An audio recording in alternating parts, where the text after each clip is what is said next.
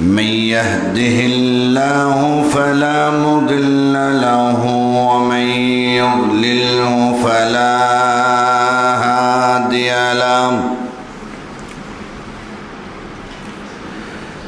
ونشهد أن لا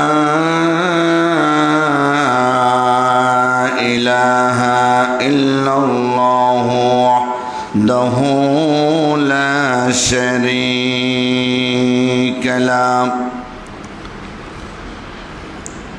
ونشهد أن سيدنا وسندنا وحبيبنا وشفيعنا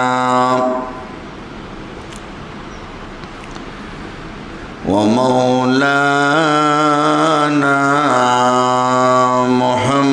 محمدا عبده ورسوله الذي أرسله بالحق بشيرا ونذيرا وداعيا إلى الله بإذنه وسراجا منيرا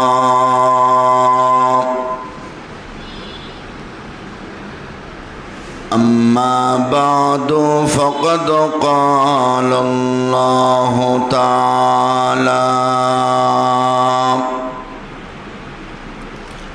في كلامه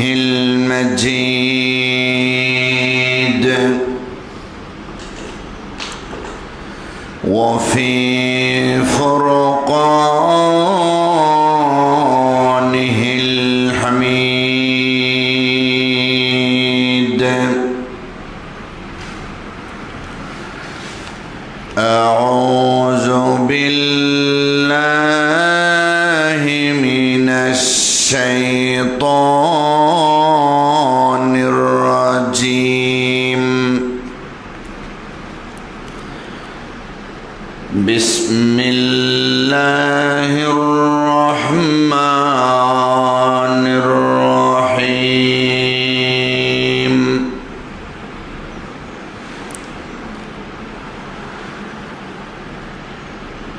أولم يروا إلى ما خلق الله من شيء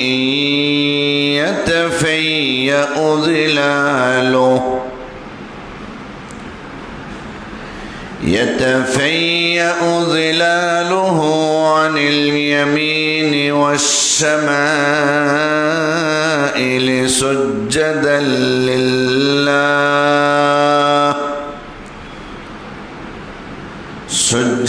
لله وهم داخرون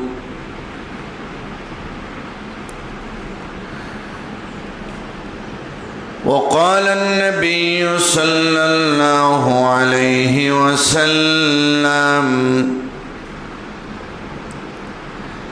جعل الله الرحمة 100 جزء فأمسك عنده 99 جزءا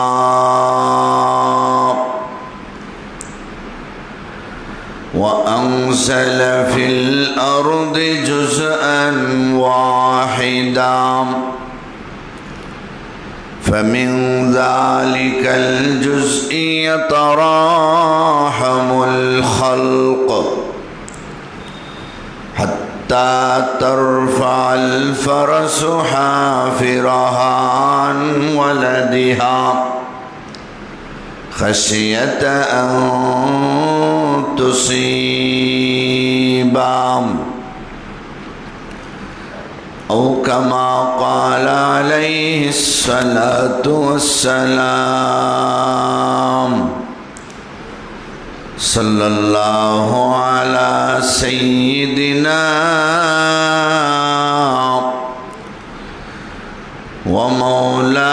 ومولانا محمد وعلى آله وأصحابه وسلم لا إله إلا الله لا إله إلا الله لا إله إلا الله لا إله إلا الله لا إله إلا الله لا إله إلا الله محمد رسول الله صلى الله عليه وسلم بارك الله لنا ولكم في القرآن العظيم ونفعنا وإياكم بالآيات والذكر الحكيم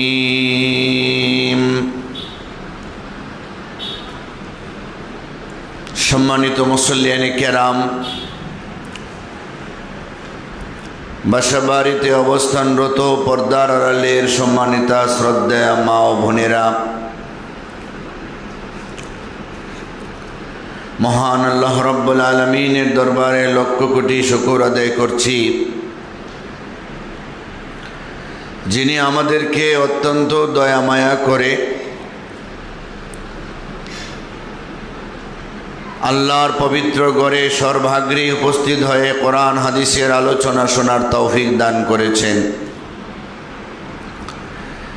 এজন্যে আমরা সবাই সেই মহান আল্লাহ পাকের শাহী দরবারে হৃদয়ের গভীর থেকে শ্রদ্ধার সাথে শুকর আদায় করি এবং বলি আলহামদুলিল্লাহ।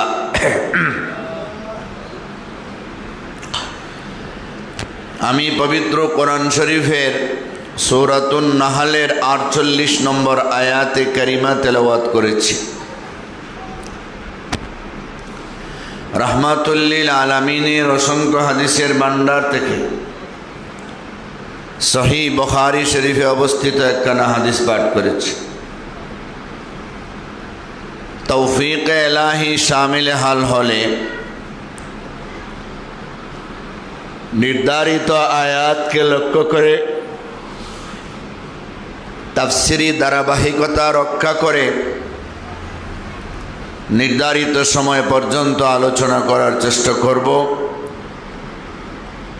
মহান আল্লাহ পাক তৌফিক দিলে আল্লাহ রাব্বুল আলামিন বিশাল বিশাল জিনিস বস্তু এই পৃথিবীতে সৃষ্টি করেছেন।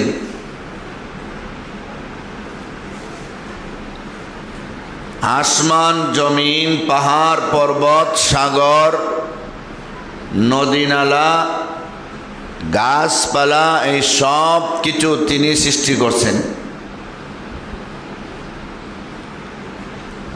ফেরেশতা, জিন, মানুষ, এই সবও আল্লাহ পাক সৃষ্টি করেছেন।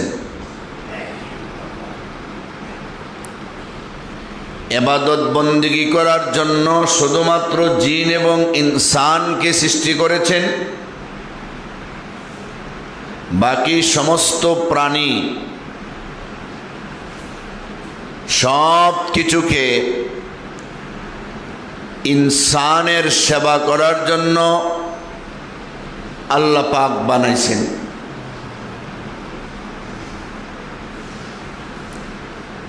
আসমান, জমিন, পাহাড়, নদী নালা, সাগর, মহাসাগর এবং আল্লাহর নূরের ফেরেশতারা সবাই আমাদের সেবায় নিয়োজিত। আমরা শুধু আল্লাহর ইবাদত করব। ওয়ামা খালাকতুল জিন্না ওয়াল ইনসা ইল্লা লিয়াবুদুন। আল্লাহ পাকের ঘোষণা, জিন ইনসানকে আমি একমাত্র আমার ইবাদত করার জন্যই সৃষ্টি করেছি।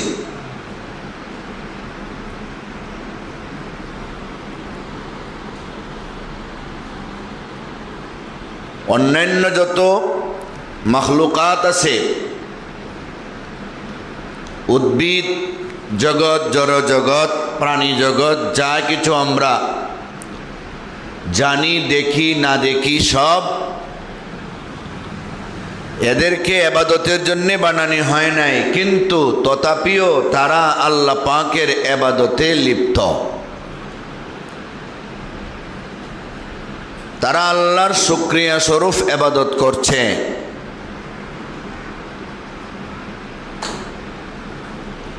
ফেরেশতা যদি আমরা দেখি, কত বিশাল বিশাল ফেরেশতা আল্লাহ বানাইছেন।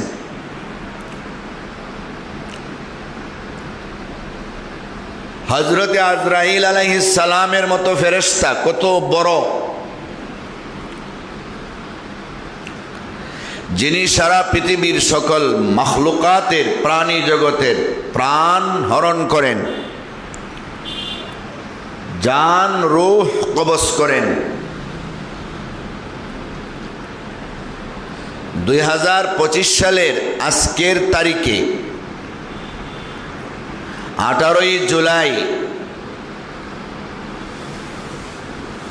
ঠিক 4টার সময় বাংলাদেশের সিলেটের অমুক গ্রামের অমুকরে সকলের বেরের বেষ্টনীর ভিতর থেকে তার জান কবজ করতে হবে। আজরাইলের প্রতি আল্লাহর নির্দেশ।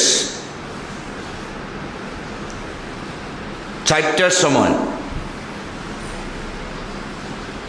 4:01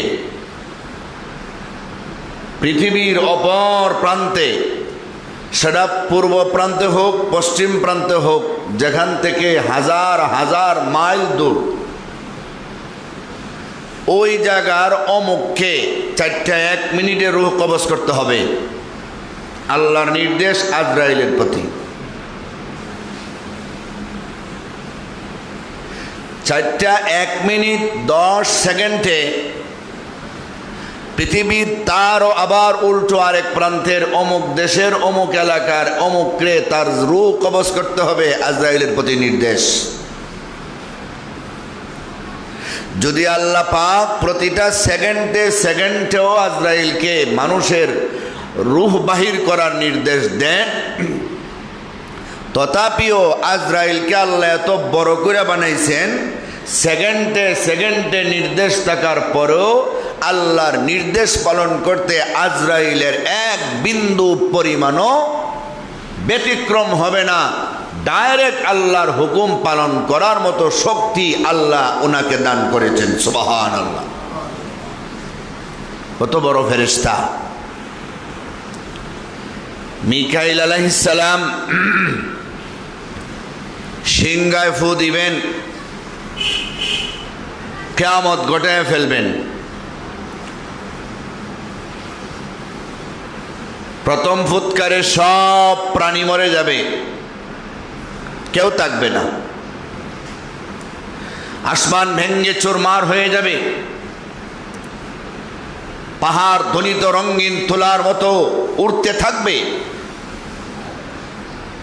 সব ধূলিসাৎ হয়ে যাবে, কিছু থাকবে না। পুনরায় পুনরুজ্জীবিত করার জন্য,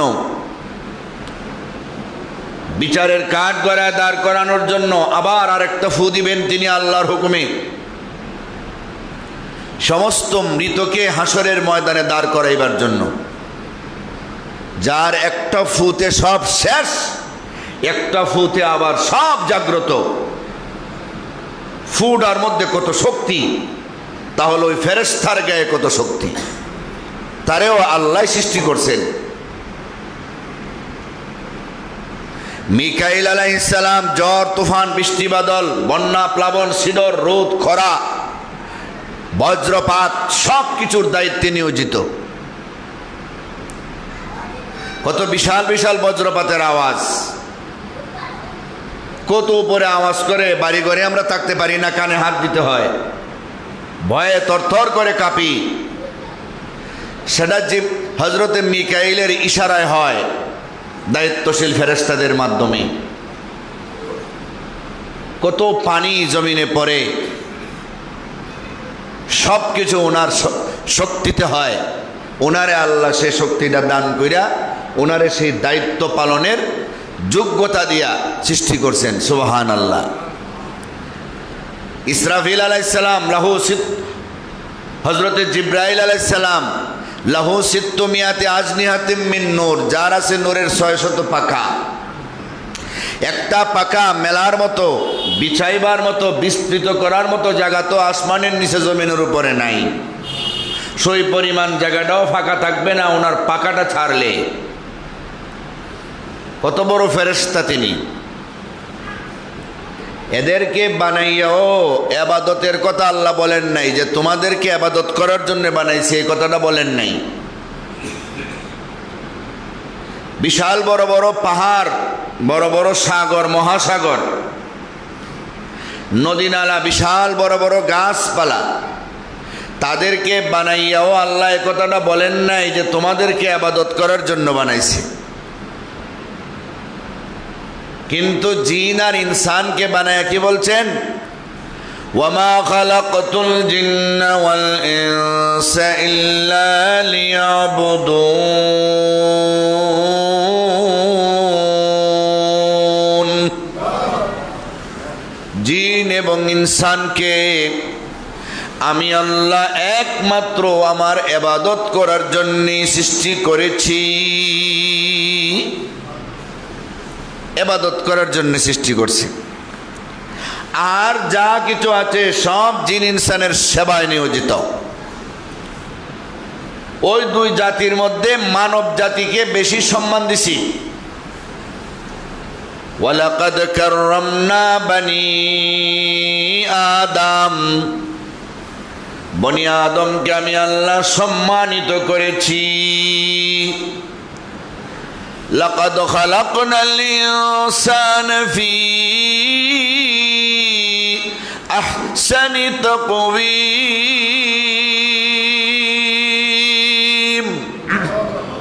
ইনসানকে আমি আল্লাহ সুন্দর অবয়ব দিয়া, গঠন আকৃতি দিয়া সৃষ্টি করেছি। মানুষের কথা, মানুষ যে দামি আল্লাহ বারবার বিভিন্ন জায়গায় বুঝাইছেন।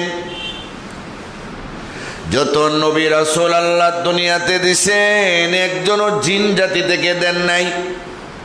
সব নবী রাসূল মানুষের মধ্য থেকে দিছেন। কত দামি মানুষ! এই মানুষগুলিরে এত দামি বানাইয়া আল্লাহ চাইছেন তোমরা একটু ইবাদত করো, ইবাদত করো। আল্লাহর ইবাদত ছাড়া কারো কোনো উপায় নাই। সবাই কিন্তু আল্লাহর ইবাদতে আছে, কেউ ইচ্ছায় আর কেউ অনিচ্ছায়। কেউ ইচ্ছা করে আল্লাহরে খুশি করার জন্য ইবাদত করে, আর কেউ গারতেরামি করে আল্লাহর বিরুদ্ধাচরণ করে। কিন্তু উল্টা দিকে লক্ষ্য করলে দেখা যায় সেও আল্লাহর ইবাদত করে। সেই উদাহরণটাই আমার তেলাওয়াত কিন্তু আয়াতে পাওয়া যায়। আল্লাহ বলেন, আওয়ালাম ইয়ারাউ ইলা মা খালাকাল্লাহু মিন শাইইন ইয়াতাফায়্যাউ যিলালুহু আনিল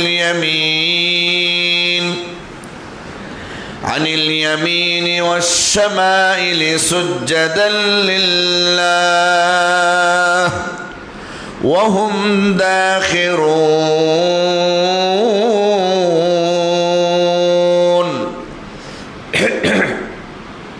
আল্লাহ তাআলা বলেন,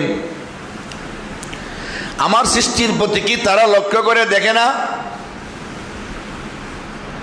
আমি যত জিনিস সৃষ্টি করছি সবার ওই ছায়া আছে, ছায়াগুলি ডানে বামে আল্লাহকে সাজদা দেওয়ার নিমিত্তে ঢলে পড়ে বিনয় অবনত হয়ে। বিশাল বিশাল গাছ,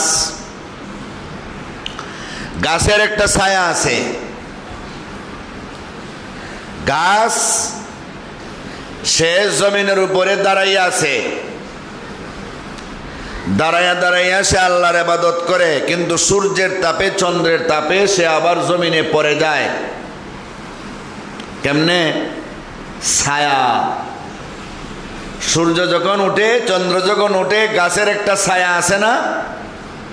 গাছের মূল বডিটা তো দাঁড়াইয়া আছে, তার প্রতিচ্ছবিটা, তার ছায়া বডিটা কিন্তু জমিনে পড়ে আছে সেজদায়। সুবহানাল্লাহ।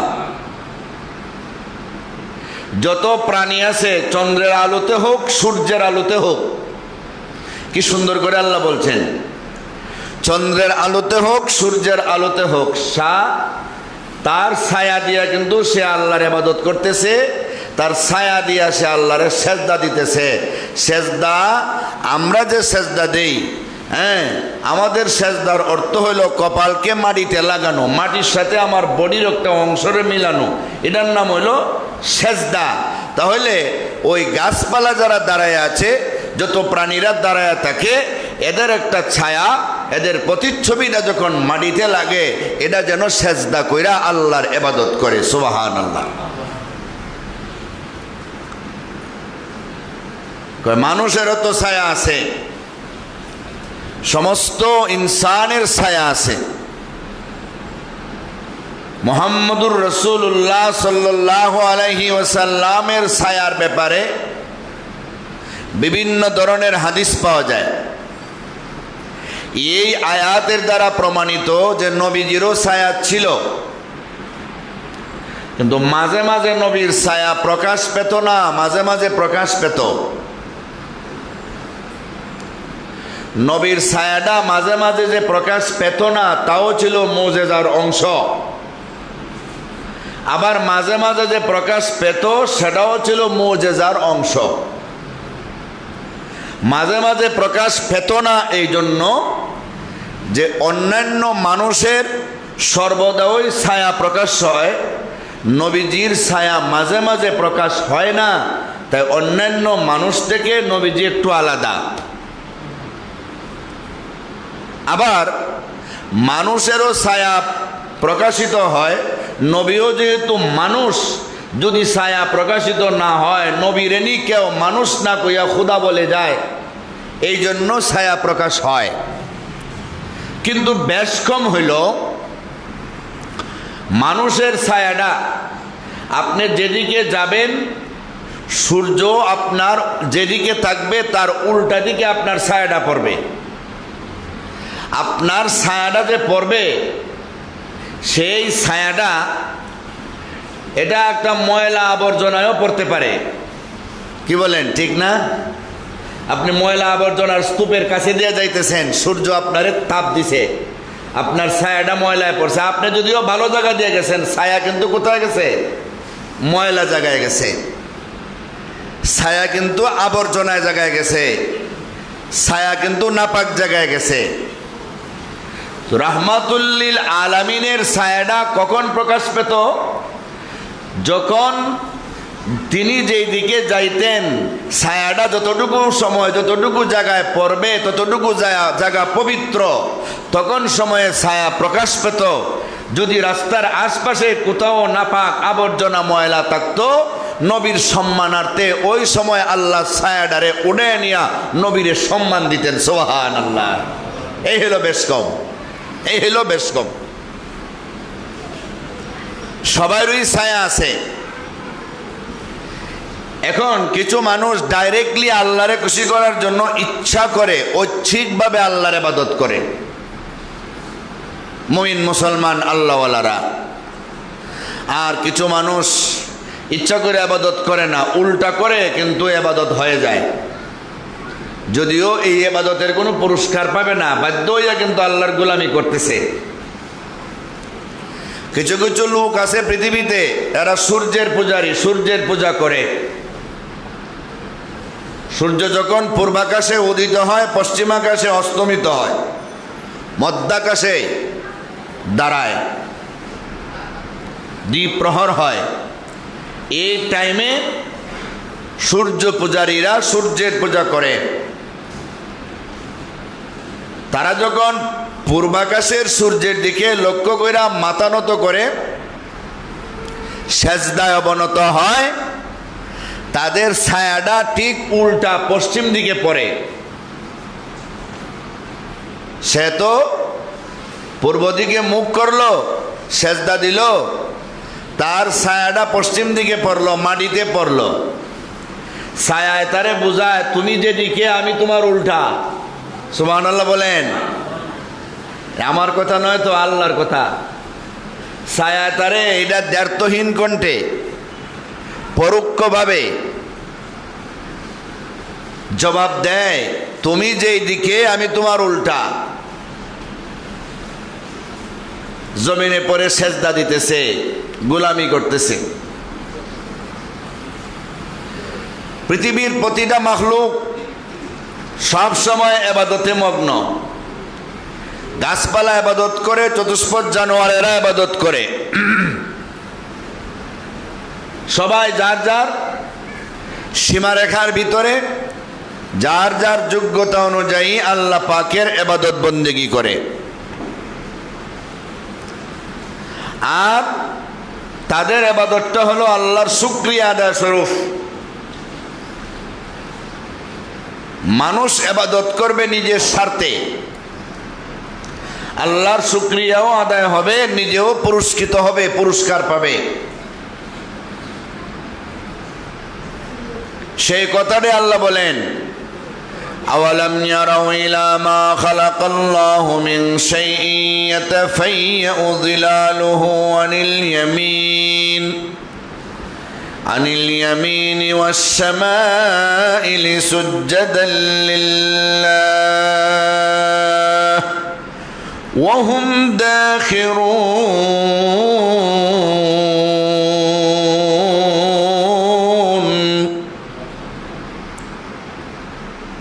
সবাই ছায়া হিসাবেও আল্লাহরে সেজদা করে, আল্লাহর দাসত্ব স্বীকার করে, আল্লাহর গোলামি স্বীকার করে। এর পরের আয়াত আল্লাহ বলেন, আয়াতের তর্জমাটা বলবো, আয়াতটা সেজদার আয়াত, পড়লে আপনাদের উপর সেজদা ওয়াজিব হয়ে যাবে। আসমানে এবং জমিনে যা কিছু আছে, যত প্রাণী আর ফেরেশতা আছে, সবাই আল্লাহরে সেজদা দেয়, কিন্তু ওয়াহুম লা ইস্তাকবিরুন, এই ব্যাপারে তারা কোনো অহংকার করে না। কথাটার ব্যাখ্যা কি? ইবাদত করতে পারা হলো নিজের জন্য সৌভাগ্য, এটা অহংকারের বিষয় নয়। সমাজের কিছু মানুষ আছে 2-4 রাকাত নফল নামাজ পড়তে পারলে নিজেরে ওলি মনে করে ফেলে, যে আমি তো এলাকার মধ্যে সবার চেয়ে বড় ওলি, আমি তো নফল নামাজ খুব বেশি করি। ফরজ রোজা বাদে 2-4 দিন নফল রোজা রাখতে পারলে নিজেরে ওলি মনে করা শুরু করে, ভিতরে একটা ভাব আইসা যায়। তো ইবাদত বন্দেগী কইরা নিজের মধ্যে ভাব আনা যাবে না যে আমি অনেকটা কিছু হয়ে গেছি, আমি কি কম, এলাকার কেউ আমার মতো ইবাদত করে না, আমি সবার চেয়ে বেশি আবেদ। এই অহংকারী ভাব যেন না আসে। কারণ যেই ফেরেশতারা 24 ঘন্টা আল্লাহর ইবাদত করে, তারা নিজেরা ওয়াহুম লা ইস্তাকবিরুন, কখনো অহংকারী করে না। এরা নিজেকে নিজে ধন্য মনে করে।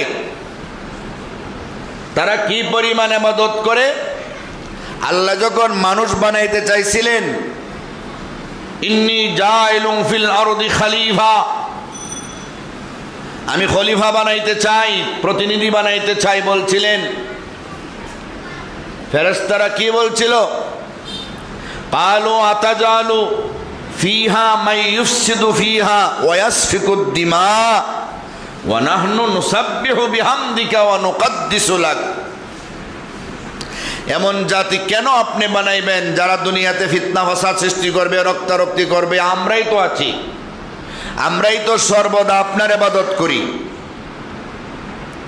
সর্বদা ইবাদত করি মানে নবীজি মেরাজে গিয়া দেখলেন জিব্রাইল আলাইহিস সালাম তো সাথে, গিয়া দেখলেন একদল ফেরেশতারা দাঁড়াইয়া দাঁড়াইয়া আল্লাহরে ডাকতেছে, আরেক দল রুকুতে গিয়ে আল্লাহরে ডাকতেছে, আরেক দল সেজদায়, কেউ বসে বসে তসবিহ পড়তেছে। এক এক দল এক এক অবস্থায় আল্লাহরে ডাকতেছে, ডানেও চায় না বামেও চায় না, কোনো দিকেই তাকায় না, এক সেকেন্ডের জন্য নড়েও না, সবাই যার যার ইবাদতে মগ্ন। আল্লাহর প্যারে হাবিব মুহাম্মদুর রাসূলুল্লাহ সাল্লাল্লাহু আলাইহি ওয়াসাল্লাম প্রশ্ন করলেন, ও ভাই জিব্রাইল, ও ভাই জিব্রাইল, এই ফেরেশতারা এরা এমন করছে কেন? যে যে অবস্থায় ইবাদত করতেছে তারা সেই অবস্থার পরিবর্তন করছে না। এরা কতদিন ধরে ইবাদত করছে আর কতদিন ধরে ইবাদত করবে? জিব্রাইল জবাব দিয়েছিলেন, তাদের সৃষ্টি লগ্ন থেকে যেভাবে যেই ইবাদতে আছে কিয়ামত পর্যন্ত সেভাবেই সেই ইবাদতে থাকবে। সুবহানাল্লাহ। ফেরেশতারা কত আল্লাহওয়ালা, কিন্তু ওয়াহুম লা ইস্তাকবিরুন। ফেরেশতারা এত আল্লাহওয়ালা হওয়ার পরেও তাদের ইবাদত নিয়ে তাদের কোনো অহংকার নাই। সমস্ত প্রাণীরা সর্বদা আল্লাহর ইবাদতে আছে যার যার বাসায়। এরাও কোনোদিন এই ইবাদত নিয়ে অহংকারী করে না। মানুষের মধ্যে অহংকারী পাওয়া যায়, ইবাদত নিয়েও মানুষ অহংকারী করে। ইবাদত নিয়েও মানুষ অহংকারী করে। ইবাদত করতে পারাটা এটা নিজের সৌভাগ্যের ব্যাপার, সেটা আমার জন্য আমি করছি, না করলে আমি জাহান্নামে যেতাম। আমি ইবাদত করতে পেরে জাহান্নাম থেকে মুক্তি পাওয়ার পথ পেয়েছি, জান্নাতে যাওয়ার পথ পেয়েছি, সুতরাং সেটা অহংকারের বিষয় নয়, সেটা শুকরিয়ার বিষয়। সুবহানাল্লাহ। এরপরে আয়াতে আল্লাহ বলেন, ইয়াখাফুনা রাব্বাহুম মিন ফাওকিহিম ওয়া ইয়াফআলুনা মা ইউমারুন।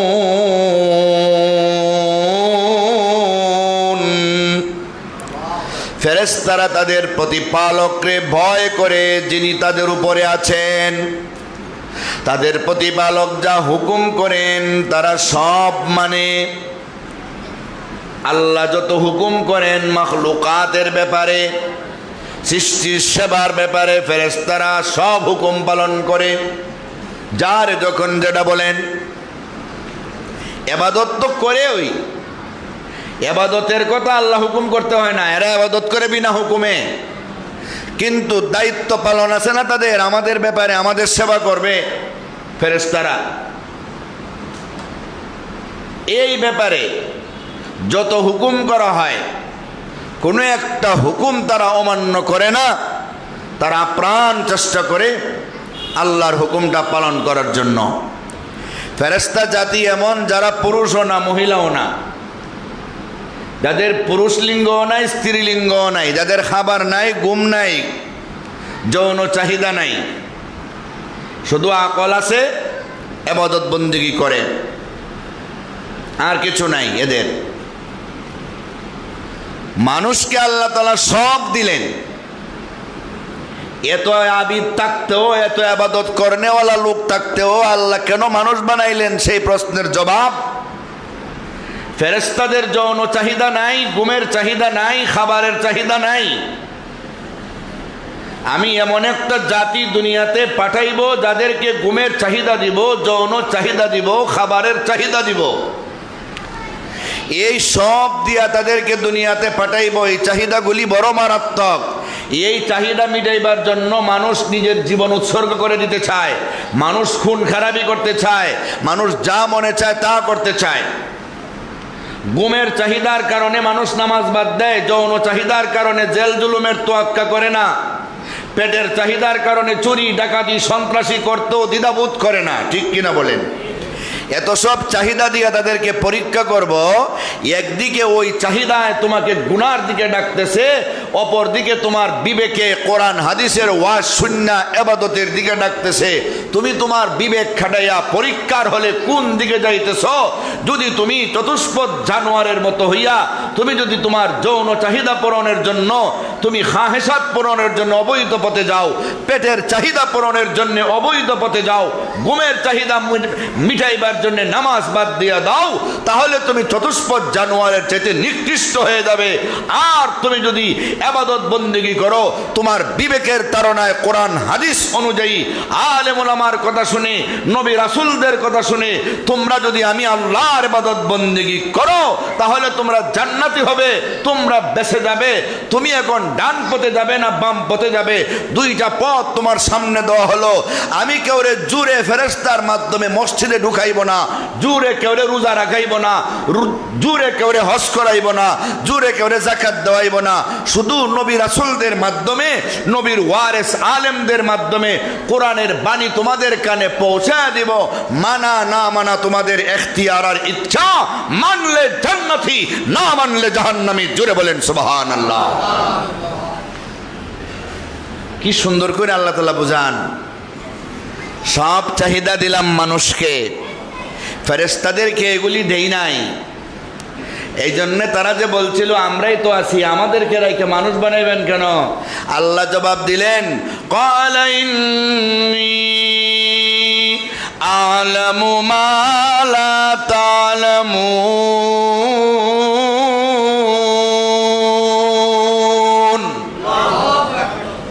আমি আল্লাহ যা জানি তোমরা তা জানো না, আল্লাহ যা জানি তোমরা তা জানো না। এই কথার একটা ব্যাখ্যা হলো তোমাদের তো কিছু নাই, তোমরা এই জন্য তো ইবাদত করতেছ, ইবাদত করতেছ। যে মানুষদের ব্যাপারে বলতেছ এরা খুন খারাপি করবো, গুনাহ করবো, এদেরকে তো ইটা বিষয় দিয়ে আমি দুনিয়াতে পাঠাইবো, খুন খারাপি করার মতো জিনিস দিয়ে ওই দুনিয়াতে পাঠাইবো, এই জন্য তারা করব। তো সবাই তো এটা করবে না। এক দলে আল্লাহর ভয় না থাকার কারণে করব, আর এক দলে আমি আল্লাহরে ভয় কইরা আমার রাজি খুশি করার জন্য শত চাহিদা থাকার পরে পথে যাবে না। এইটাই তো পরীক্ষার হল বানিয়ে আমি দুনিয়াতে দিব। তোমাদের মধ্যে তো এটা নাই, তাই তোমরা করছো না। এই জন্য তোমাদের বাহাদুরি হতে পারে না। যে লোক এত চাহিদা থাকার পরও আল্লাহর ভয়ে এগুলি থেকে বাচ্চা থাকবো, এই লোকটা হবে আমার কাছে শ্রেষ্ঠ। আর এই কথাটাই আল্লাহ বলেন, ওয়ালাকাদ কাররামনা বানি আদম, বনি আদমকে আমি শ্রেষ্ঠভাবে বানাইছি।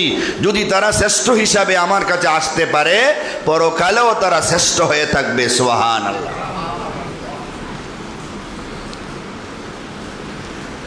এরপরের আয়াতে আল্লাহ বলেন, وقال الله لا تتخذوا إلهين اثنين إنما هو إله واحد فإياي فارهبون।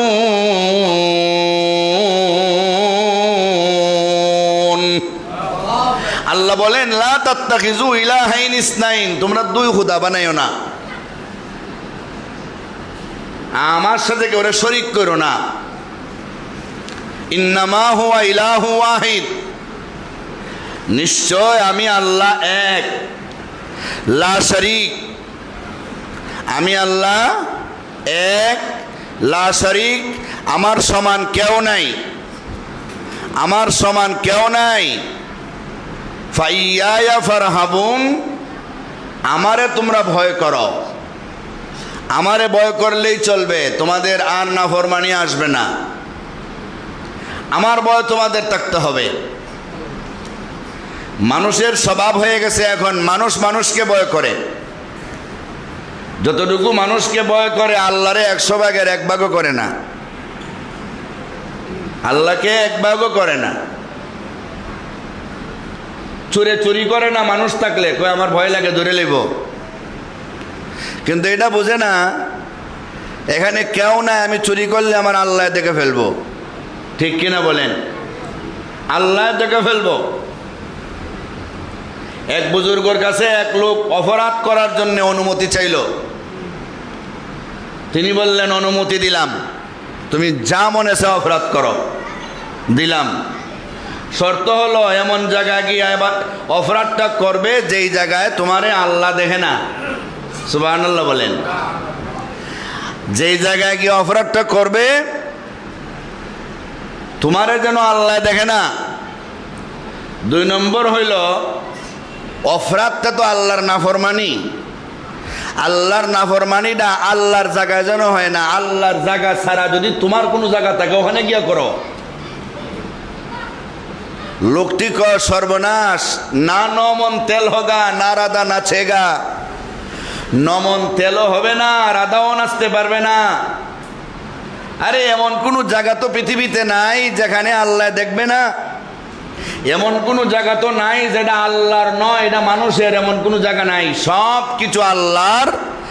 লিল্লাহি মা ফিস সামাওয়াতি ওয়া মা ফিল আরদ।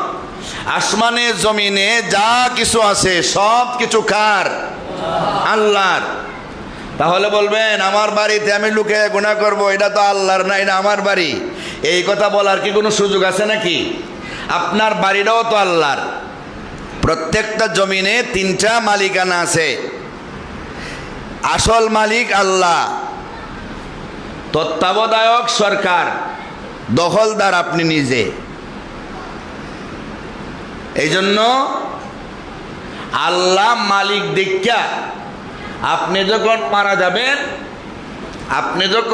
যাবেন, আপনি কেউরে মালিক বানায়া যাইতে হবে না। এটার মালিক হবেন আল্লাহ, আর আল্লাহ হুকুম দিয়া এটার মালিকানা অন্যরে দিয়া দিবেন। তাহলে অন্য বলতে কে? আপনি যদি ছেলে মেয়ে রেখে যান, আল্লাহ হুকুম দিয়া রাখছেন তোমার এই বাড়িটার মালিক ছিলাম আমি, কিছুদিনের জন্য তোমারে দিলাম, তুমি তো এখন মারা গেছো, এটা এখন আমি দিয়া দিব তোমার ছেলে মেয়েরে। এরা যদি মারা যায় তাহলে এটা দিয়া দিব তাদের ছেলে মেয়েরে। এইভাবে আমি এটা দিয়া দিব। মালিক আল্লাহ নিজের ইচ্ছা এটা বন্টন করছেন, আপনি বইলা যাইতে হবে না। আপনি না বললেও আপনার ছেলে মেয়ে মালিক হবে। কথা বলেন ঠিক কিনা? কেন? আসল মালিক এটা বন্টন করে রাখছেন। আপনার জায়গা জমি, সরকারকে আপনি ট্যাক্স দিবেন কেন, খাজনা দিবেন কেন? কয়টা আসল তত্ত্বাবধায়ক কে? সরকার। টাকার মধ্যে যেমন লেখা থাকে চাহিবা মাত্র ইহার বাহককে দিতে বাধ্য থাকিবেন, জমিনটাও এরকমই। সরকারের যখন যে জায়গায় দিয়া রাস্তা নিতে চাইবে, সেটা আপনার বাড়ি হলেও আপনি আটকাইতে পারবেন না। দেখেন না বিশ্বরুর যে আনে, বাড়ি হইলেও মানে না, মসজিদ হইলেও মানে না, সব কিছুতে নিয়ে যায়। কেউ আটকাইবার কোনো সুযোগ নাই, কারণ এটার মালিক হচ্ছে সরকার, দ্বিতীয় মালিক। তাই সরকারকে ট্যাক্স দিতে হয়। এই জন্য আসল মালিক যেহেতু আল্লাহ, আল্লাহর মালিকানায় আপনি যদি গুনাহ করতে না চান, যে আমি এমন জায়গায় করব যেটার মালিক আল্লাহ নয়, এমন জায়গা পৃথিবীতে খুঁজে পাবেন না। এমন জায়গায় গুনাহ করব যেখানে আল্লাহ দেখেন না, এমন জায়গা কোথাও পাবো না। তার মানে বুজুর্গ গুনাহ করার অনুমতি দেন নাই, এমনটা দিছেন সে গুনাহ করার সুযোগই পাবে না। সুবহানাল্লাহ, সুযোগই পাবে না। তা আল্লাহ বলেন আমি হলাম মালিক, আমি হলাম তোমাদের খালেক, আমি হলাম তোমাদের সৃষ্টিকর্তা। আমারে বাদ দিয়া তোমরা খোদা বহু খোদার পিছনে ঘুরো না। আমি এক, আমি লা শরীক। আমার ইবাদত করো, আমার ভয় করো। এই কথাটা মান্না চলো। যদি আমাকে এক মান্না মরতে পারো, গুনার কারণে জাহান্নামে জ্বললেও একদিন না একদিন লা শরীক ইমানের কারণে জান্নাতে যাইবা। সুবহানাল্লাহ। পিয়ারে হাজিরিন, আমি যে হাদিস আপনাদের সামনে পাঠ করেছিলাম, আল্লাহ তাআলা আমাদের প্রতি কত দয়ালু। আল্লাহ বলেন, নবী করিম সাল্লাল্লাহু আলাইহি ওয়াসাল্লাম হাদিসে ইরশাদ ফরমান, জাআলাল্লাহুর রাহমাতা মিয়াতা জুজইন ওয়া আমসাকা ইনদাহু 99 জুজআ وأنزل في الأرض جزءا واحدا فمن ذلك الجزء يتراهم الخلق حتى ترفع الفرس حافرها عن ولدها خشية أن تصيبه। আল্লাহ তাআলা আমাদেরকে বড় মায়া করে বানাইলেন, বড় আদর করে বানাইলেন, আমাদেরকে অনেক ভালোবাসেন, অনেক মহব্বত করেন। একটা মা তার সন্তানকে যেমন ভালোবাসে, আমার আল্লাহ এর চাইতেও কোটি কোটি গুণ বেশি তার বান্দা আর বান্দিকে ভালোবাসে। আল্লাহ নিজের হাতে বানাইয়া এই বান্দার বান্দিকে জাহান্নামে জ্বালাইতে চান না। জান্নাতে যাওয়ার জন্য আল্লাহ বহু ব্যবস্থা করে দিলেন। যুগে যুগে নবী রাসূলদের পাঠাইলেন, আল্লাহ কিতাব দিলেন মানুষকে জান্নাতের পথে রাখার জন্য, জান্নাতের পথে উঠাইবার জন্য, জান্নাতের পথে চালাইবার জন্য, জাহান্নামের পথ থেকে বাঁচাইবার জন্য। এরপরও যদি মানুষ না বুঝে, এখানে তো আল্লাহর কোনো দোষ নাই, এটা নিজের দোষ। আল্লাহ রব্বুল আলামিন ওই মানুষগুলিকে এত ভালোবাসেন, মহব্বত আর দয়াকে, ভালোবাসাকে আল্লাহ 100টা ভাগ করলেন, আর 99টা ভাগ আল্লাহ নিজের কাছে রাইখা দিলেন, আর একটা ভাগ আল্লাহ জমিনের মধ্যে দিলেন। ওই একটা ভাগের কিছু অংশ মানুষই পাইছে, একটা ভাগের কিছু অংশ জিন্নাতে পাইছে, একটা ভাগের কিছু অংশ গরু ছাগল হাঁস মুরগ দুম্বা বেড়া পাইছে, সাপ বাঘ ভাল্লুক এরা পাইছে। কোটি কোটি জাতের প্রাণী দুনিয়াতে আছে, এক বাঘ মহব্বতের ছিটে পাটা পাইয়া আপনজনকে আপনজনে কত ভালোবাসে, বাঘ তার বাচ্চারে কত ভালোবাসে। সব প্রাণীরে দৌড়ায় খাইলেও নিজের বাচ্চা খায় না, নিজের বাচ্চারে আদর করে। সবাই যার যার বাচ্চারে আদর করে, মানুষ তার বাচ্চারে আদর করে, বাচ্চা তার মা বাবারে আদর করে। এই যে আল্লাহ মহব্বত লাগাইয়া দিলেন। আল্লাহ ডাকদা বলেন, ও দুনিয়ার মানুষেরা শোনো। নবী বলেন, ও দুনিয়ার মানুষেরা শোনো। আল্লাহ তাআলা 99টা ভালোবাসার ভাগকে আল্লাহর কাছে রাখছেন। তুমি যদি ঈমান আর আমল নিয়ে যাইতে পারো, তুমি যদি শিরিক মুক্ত ঈমান শুধু নিয়ে যাইতে পারো, 99 ভাগ ভালোবাসার সাগরে আল্লাহর জোশ মারবে। আল্লাহ তাআলা ওই ভালোবাসা দিয়া ওই দিন তোমাদের জাহান্নাম থেকে মুক্তি দিয়া জান্নাতের মেহমান বানিয়ে দিবে, জান্নাতের মেহমান বানিয়ে দিবে। তো দুনিয়াতে আল্লাহ মাত্র 1 ভাগ ভালোবাসা দিছেন। কয় ভাগ ভালোবাসা? 1 ভাগ। মহব্বত আর দয়া 1 ভাগ। আমরা যে একজনে মহব্বত করি, ভালোবাসি, রক্ত সম্পর্কের কারণে, আত্মীয়তার সূত্রে, বন্ধু বান্ধবের সূত্রে, এটা 1 ভাগের কত কোটি ভাগের একটু সিডাপাটা পাইছি। 1 ভাগের আরো কত কোটি বিলিয়ন ট্রিলিয়ন ভাগ করে একটু সিডাপাটা দেওয়া হয়েছে। আর পুরা 99 ভাগ আল্লাহর কাছে আছে। ওইটা দিয়ে আল্লাহ আমাদের দয়া করবেন হাসরের ময়দানে। সুবহানাল্লাহ। পেয়ারে হাজিরিন, এই জন্য আমরা সব সময় চেষ্টা করতে হবে, আল্লাহ তাআলা আমাদেরকে বানাইছেন একমাত্র তার ইবাদত করার জন্য। আল্লাহ তাআলা আমাদেরকে একমাত্র তার ইবাদত করার জন্য বানাইছেন। আমরা আল্লাহর ইবাদতের প্রতি গুরুত্ব দিব। আমরা আল্লাহর ইবাদত বন্দেগীতে কার্পণ্য করব না, আলসামি করব না। তিনি আমাদের রব, তিনি আমাদের সব, তিনি আমাদের হাজত রাওয়া মুশকিল কুশা, তিনি আমাদের সকল চাহিদা পূরণের মালিক। সুতরাং আমরা তার ইবাদত করতে কোনোদিন অবহেলা করব না। আমরা নিজ ইচ্ছা থেকে টাইম মেনটেন করে করে আল্লাহ পাকের ইবাদত করার চেষ্টা করতে হবে। সেটা হলো আমাদের দায়িত্ব। যাদেরকে আল্লাহ দায়িত্ব দেন নাই, তারা যদি 24 ঘন্টা আল্লাহর ইবাদত করে, আমাদেরকে আল্লাহ ইবাদতের জন্য বানাইলেন, আমরা তো আরো বেশি করা দরকার। কিন্তু আল্লাহ বেশি করার কথা বলেন নাই, আমাদের অনেক সুযোগ দিলেন। তোমরা তোমাদের জীবিকা নির্বাহের জন্য হালাল পন্থায় রুজি রোজগার করো, ব্যবসা বাণিজ্য করো। 24 ঘন্টায় মাত্র 5 বার নামাজ পড়বা, 1 বছরে মাত্র 1 মাস রোজা রাখবা, আস্থা জীবনে মাত্র ধনী হইলে 1 বার হজ করবা। আর ধনী যদি হও তাহলে বছরে মাত্র 1 বার মালের 40 ভাগের 1 ভাগ যাকাত দিবা।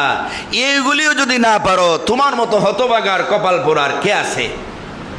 ঠিক না? আল্লাহ তো এত সুযোগ দিয়ে সামান্য কিছু চাইছেন আমাদের কাছে, সামান্য কিছু। এই সামান্য ইবাদতটুকু যদি আমরা না করতে পারি, আমাদের মতো হতভাগা, আমাদের মতো কপাল পোড়া আর কে আছে?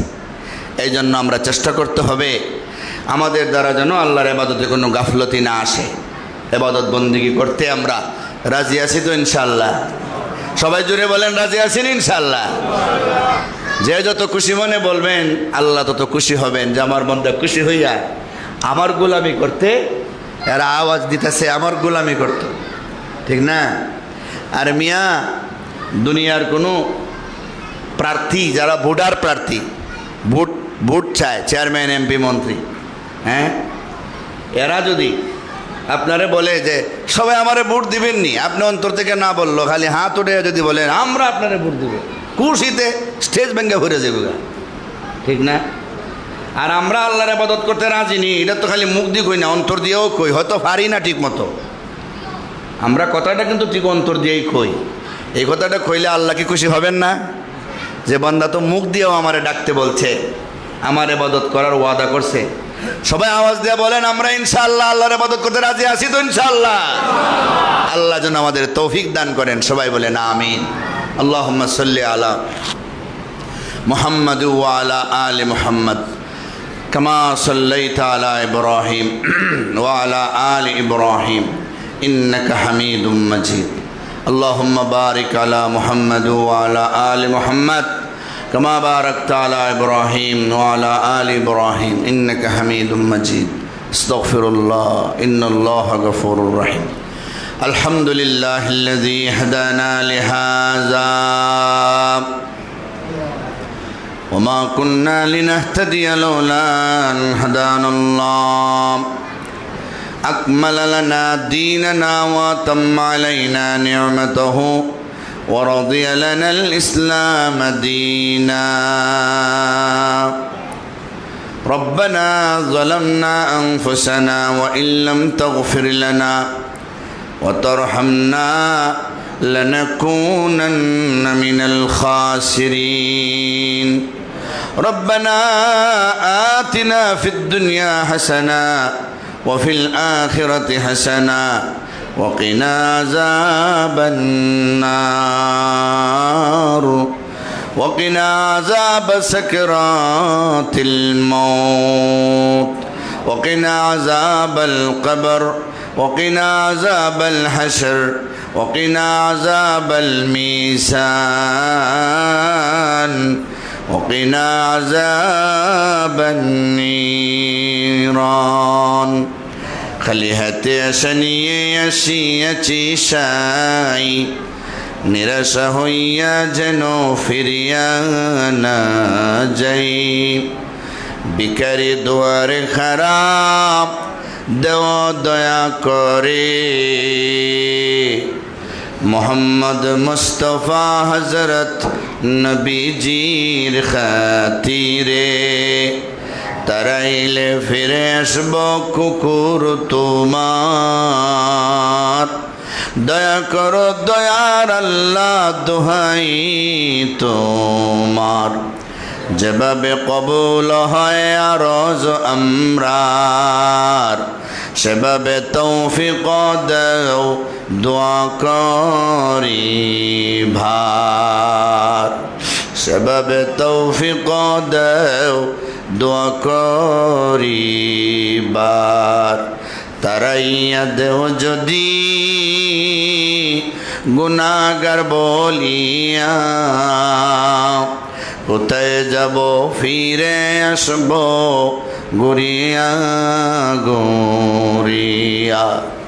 গুনারি কারণে আল্লাহ দূরে না ফেলিও, আমরা যদি বলে যাইও তুমি না বলিও।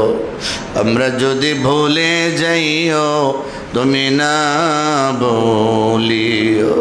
রব্বুল আলামিন, আমরা মুজরিম গুনাহগার, আল্লাহ আমাদের মুনাজাত কবুল আর মঞ্জুর করে নাও। আয় আল্লাহ, জানি না কার মা নাই বাবা নাই, দাদা দাদি নাই, নানা নানি নাই, শ্বশুর শাশুড়ি নাই, আপনজন দুনিয়াতে নাই, কবর অন্ধকার ঘর, পোকামাকড়ের ঘর, সাপ বিচ্ছুর ঘর। আয় আল্লাহ, মানুষকে কবরে রাখার পরে পোকামাকড় কবরে ঢুইকা নাকের ছিদ্রে দিয়া, মুখের ছিদ্রে দিয়া, চোখে দিয়া, আল্লাহ পেশাব পায়খানার রাস্তা দিয়ে ভিতরে ঢুইকা নারী ভরি খেয়ে শেষ করে ফেলে। এমন অন্ধকার কবরে আমাদের যাদের আপনজন ঘুমায় আছে, আল্লাহ সকলের কবর জান্নাতের বাগান বানিয়ে দাও।